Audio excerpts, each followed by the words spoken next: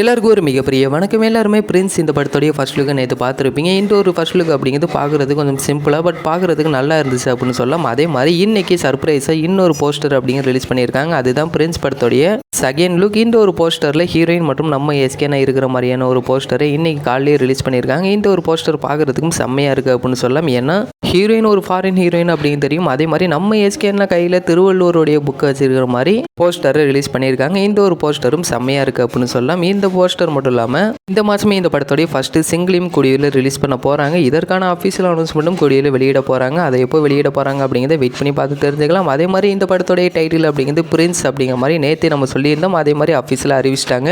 அதே மாதிரி நம்ம எஸ்கேனுடைய டைட்டில் கார்டுலையும் பிரின்ஸ் சிவகார்த்திகேயன் அப்படின்னு போட்டால் இன்னமும் செம்மையாக இருக்கும். பட் அதை பண்ணுறாங்களா இல்லையா அப்படிங்கிறத வெயிட் பண்ணி பார்க்கலாம். ஏன்னா நம்ம எஸ்கேனுடைய படங்களை இப்போ எஸ்கேன்னு போட்டு அதுக்கப்புறமா சிவகார்த்திகேயன் அப்படி மாதிரி வந்திருக்கும். பிரின்ஸ் சிவகார்த்திகேயன் அப்படின்னு போட்டால் இன்னமும் செம்மையாக இருக்கும். பட் அதை வெயிட் பண்ணி பார்த்து தெரிஞ்சுக்கலாம். இந்த ஒரு வீடியோ உங்களுக்கு பிடிச்சிருந்தா ஷேர் பண்ணுங்கள், லைக் பண்ணுங்கள்.